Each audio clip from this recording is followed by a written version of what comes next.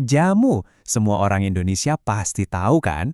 Tapi pernah kebayang nggak sih, di balik segelas kunyit asam yang biasa kita minum, ada potensi bisnis yang nilainya wow, miliaran rupiah? Nah, di sini kita nggak bakal bahas resepnya ya, tapi kita bakal bongkar habis-habisan gimana caranya tradisi kuno ini bisa disulap jadi bisnis super menjanjikan di zaman sekarang. Nah, ini nih pertanyaan besarnya.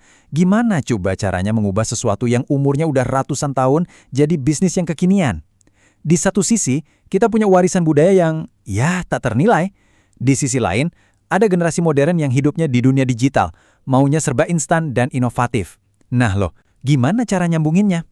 Ini nih tantangan sekaligus peluang emasnya yang mau kita kulik bareng-bareng.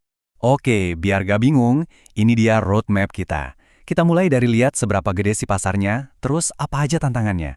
Kita juga bakal intip studi kasusnya, lanjut ke panduan praktisnya, dan terakhir soal legitimasi. Yuk, langsung aja kita mulai. Sip, kita masuk ke bagian pertama. Mungkin ada yang nanya, kenapa harus sekarang?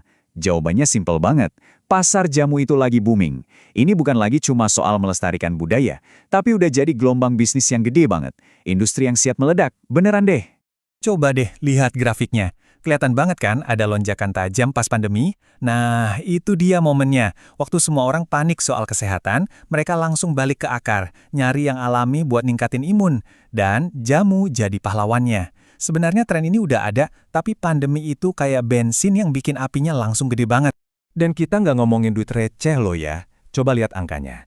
643,7 triliun.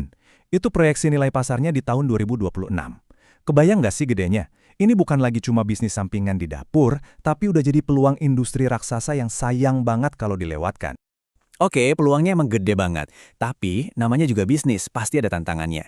Dan tantangan terbesarnya tuh kayak puzzle. Gimana caranya mengawinkan citra jamu yang jadul, tradisional banget, sama seleranya anak muda zaman sekarang? Nah ini dia nih inti masalahnya.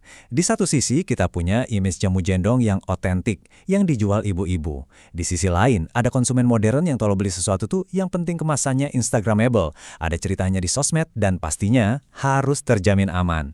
Terus gimana dong cara bikin jembatannya? Kutupan ini bener-bener nonjok ya. Masih banyak yang nganggap jamu itu obat kuno. Nah, ini PR besar buat brand-brand modern. Mereka harus bisa buktiin kalau jamu itu relevan, keren, efektif, dan pastinya aman buat gaya hidup kita sekarang. Oke, masalahnya udah jelas. Sekarang kita cari solusinya. Kita bakal bedah studi kasus dari sebuah brand yang udah berhasil ngelewatin tantangan ini. Kenalin, ini dia Jamu Ang, brand UMKM dari Kediri yang jadi contoh kita.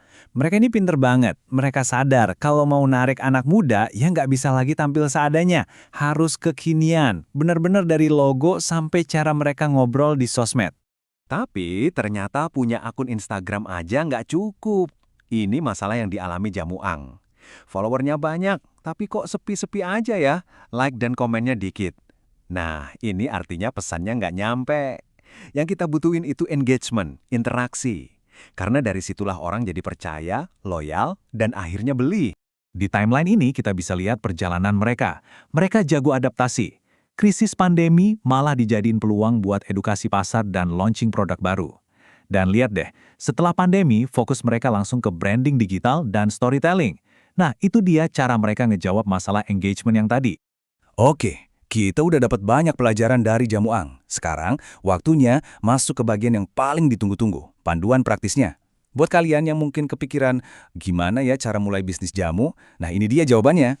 Ternyata ada banyak banget cara buat mulai loh. Nggak harus langsung punya toko gede. Bisa mulai dari model keliling tradisional, atau yang paling gampang dari dapur rumah sendiri dengan modal cuma 500.000. Bisa juga fokus ke kemasan modern, jualan online, atau malah jual dalam bentuk bubuk. Kuncinya satu, pilih model yang paling pas sama kantong dan target pasar kamu. Nah ini nih tips-tips jitu langsung dari para pelakunya. Jual pagi-pagi di dekat kantor atau kampus itu strategis. Fokus aja ke produk yang paling laku, kayak kunyit asem atau beras kencur.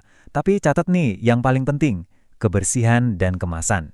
Di zaman sekarang, dua hal ini jadi kunci utama buat dapetin kepercayaan pelanggan, wajib hukumnya. Oke, kita sampai di bagian akhir. Tapi ini mungkin yang paling penting. Kamu bisa punya jamu paling enak sedunia, kemasan paling kece, tapi kalau nggak ada yang namanya legitimasi, bisnis kamu nggak akan awet. Serius.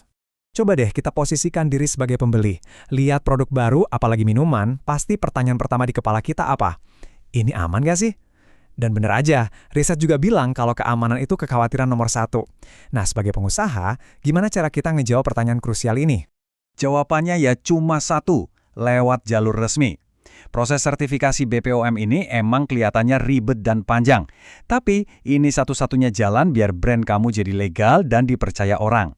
Jangan anggap ini beban ya, anggap aja ini investasi jangka panjang buat nama baik bisnis kamu. Dan sebagai penutup, ada tips praktis nih dari BPOM buat kita semua, namanya cek klik. Ini cara gampang buat mastiin produk yang kita beli itu aman. Ingat singkatannya ya, K untuk kemasan, L untuk label, I untuk izin edar, dan K lagi untuk kadaluarsa. Jadi, kita bisa jadi produsen yang bertanggung jawab, sekaligus jadi konsumen yang cerdas. Jadi dari jamu gendong sampai jualan di e-commerce, perjalanan jamu ini luar biasa banget. Ini bukti kalau tradisi itu bisa jadi keren banget kalau disentuh inovasi. Nah sekarang pasar global kan lagi suka banget sama yang alami-alami. Pertanyaan besarnya adalah, setelah menaklukkan Indonesia, apakah panggung dunia siap buat jamu?